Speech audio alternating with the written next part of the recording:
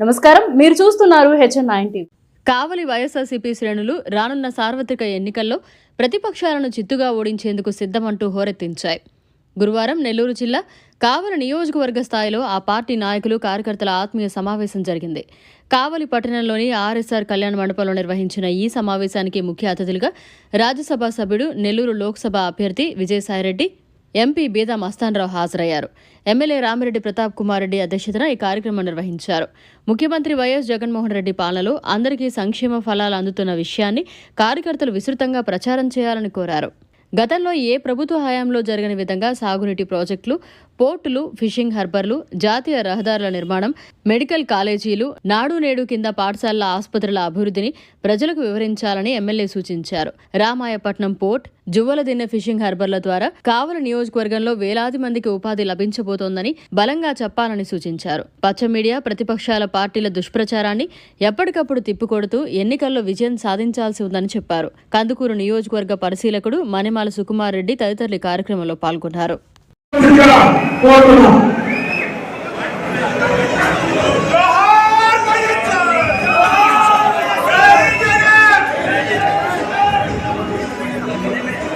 రాజ్యసభ సభ్యులు, అదేవిధంగా జగనన్న ఆశిస్సులతో నెల్లూరు పార్లమెంట్ అభ్యర్థిగా పోటీ చేయబోతున్న శ్రీ వేణంకొండ విజయసాయి గారికి,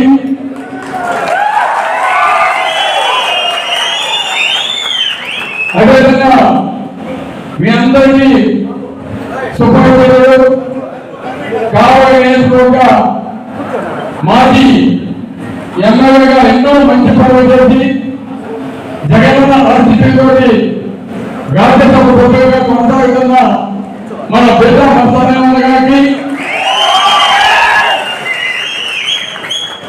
అదేవిధంగా సోదరులు కందుకూరు నియోజకవర్గ పరిశీలకులు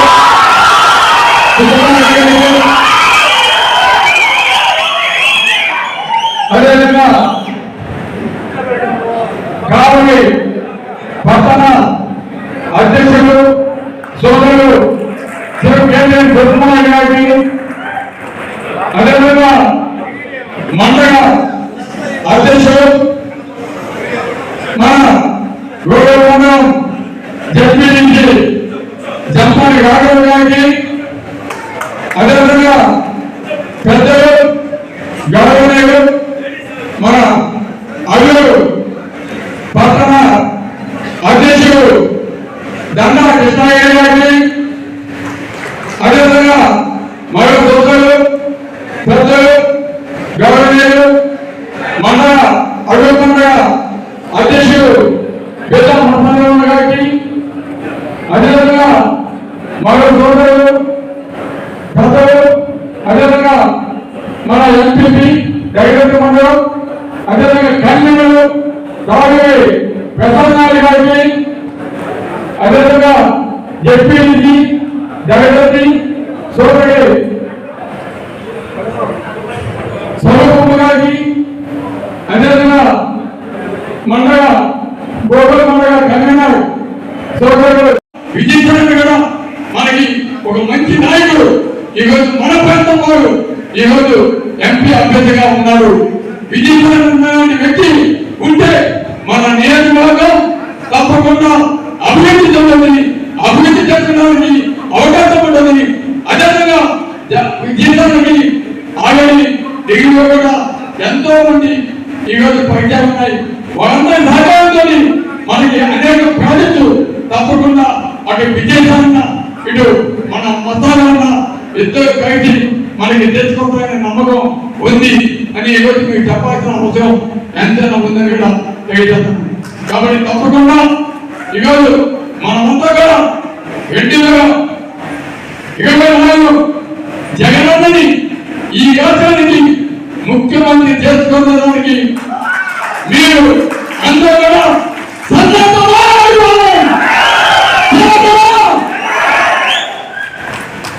కాబట్టి తప్పకుండా మీరు అందరూ కూడా బాగా పనిచేయండి. మంచి మెజార్టీ తెచ్చిపెట్టేదానికి మీరు కృషి చేయడాన్ని తెలియజేస్తూ ఇప్పుడు మిమ్మల్ని ఉద్దేశించి కానీ గౌరవించుకు ఎంత గౌరవించినటువంటి పార్టీ మన ముఖ్యమంత్రి గారు ఆయన పక్కన కూర్చొని భోజనం చేసేటువంటి స్వతంత్రం ఇచ్చిన వ్యక్తి. ఆయన 4 సంవత్సరాలు రాజ్యసభ ఇచ్చాడు. ఆయన వారికి టీటీడీ బోర్డు మెంబర్ ఇచ్చాడు. భారతదేశంలోని టీటీడీ బోర్డుకి సలహామండలి సభ్యులు ఈ రోజు ఉన్నారు. ఆయనకి వేమిరెడ్డి ప్రభాకర్ రెడ్డి గారు జిల్లా అధ్యక్ష పదవి ఇచ్చారు. ఇంకా ఎంతో ఉన్నత స్థానాన్ని ఇస్తే చివరి క్షణంలో ఒక మైనారిటీకి, ఒక ముస్లిం సోదరుడికి నెల్లూరు నియోజకవర్గ ఎమ్మెల్యే సీట్ ఇచ్చారని చెప్పి అడిగి ఈ రోజు మన పార్టీలో సామాజిక న్యాయం ఉంది కాబట్టి అది బీసీలు, ఎస్సీ, ఎస్టీ మైనారిటీలకి ప్రాధాన్యత ఇవ్వడం తప్పదని చెప్పి జగన్మోహన్ రెడ్డి గారు అన్నారని చెప్పి ఆయన అడిగి ఆటకు ఎక్కాడు. కాబట్టి అటువంటి నాయకులు మనకు పదేరు. ఈ రోజు పార్టీని తలంగే విధంగా ఈ రోజు 2వ స్థానంలో మన పార్టీ ఉన్నటువంటి విజయసాయి రెడ్డి గారిని, ఎంతో అనుభవం కలిగినటువంటి వారిని మన పార్టీలో కానీ మన అధికార యంత్రాంగంలో కానీ శాసించేటువంటి వ్యక్తి విజయసాయి రెడ్డి గారిని తన ప్రియమైనటువంటి అభ్యర్థిగా మన నెల్లూరు జిల్లాకి పంపించడం మనకంతా కూడా గర్వకారణాన్ని కూడా తెలియజేసుకుంటా ఉన్నాం. ఇది ఘనమైనటువంటి స్వాగతం పలికిన విషయాన్ని కూడా మరొకసారి కృతజ్ఞతలు తెలియజేసుకుంటూ ఈరోజు మన పెద్దలు విజయసాయి గారు మన పార్టీలో 2వ ప్రముఖ స్థానంలో ఉన్నటువంటి వ్యక్తి. జగన్మోహన్ రెడ్డి గారు గౌరవ ముఖ్యమంత్రి తర్వాత ఆ స్థాయి కలిగినటువంటి వ్యక్తి శ్రీ విజయసాయి రెడ్డి గారు. ఈ రోజు నేను రాజ్యసభ ఎంపీగా ఉన్నానంటే ఆయన చలవ వల్ల, ఆయన ఆశీస్సుల వల్ల తెలియజేసుకుంటా ఉన్నా. ఎందుకంటే ఆయన వ్యక్తిత్వం నాకు అర్ధ శతాబ్దం అంటే 50 సంవత్సరాల మిత్రత్వం. చిన్ననాటి మిత్రుడుగా మేము తెలుగులో చదువుకొని, మద్రాసులో చదువుకొని, ఇద్దరం కలిసి వ్యాపారాలు చేసి ఎన్నో కష్టసుఖాలు పాల్పంచుకున్నటువంటి వ్యక్తులం. కాబట్టి నన్ను ఆ చిన్ననాటి ఆ బాంధవ్యాన్ని మేమిద్దరు ఏ పార్టీలో ఉన్నా, నేను తెలుగుదేశంలో ఉన్నాను. దివంగత మహానేత వైఎస్ రాజశేఖర రెడ్డి గారు ముఖ్యమంత్రిగా ఉన్నప్పుడు కానీ, ముఖ్యమంత్రి కాకుండా ప్రతిపక్ష నేతగా ఉన్నప్పుడు కానీ ఆయన కుటుంబానికి అత్యంత నమ్మకమైనటువంటి వ్యక్తి రాష్ట్రంలో గౌరవ విజయసాయి గారు. నాకు నేనే ప్రత్యక్ష సాక్షి. నన్ను కూడా చాలాసార్లు మద్రాసు ఎయిర్పోర్ట్, మన ఈగాపేట వెనుకున్నటువంటి ఎయిర్పోర్ట్ లో రాజశేఖర్ గారికి చాలా విషయాలు పరిచయం చేశారు. అంటే రాజకీయం కాదు, ఆయన కూడా వ్యాపారం ఉండేవారు, గ్రానైట్ వ్యాపారం చేశారు రాజశేఖర్ గారు. అంటే ఆయనకి ఒక రాజకీయ అనుచరుడిగానే కాకుండా ఆయన వ్యాపారాలన్నింటినీ కూడా సలహాలు సూచనలు ఇచ్చినటువంటి వ్యక్తిగా ఈరోజు అటువంటి ఉన్నత స్థానం కలిగినటువంటి వ్యక్తి. కేవలం వారి కుటుంబానికే కాదు,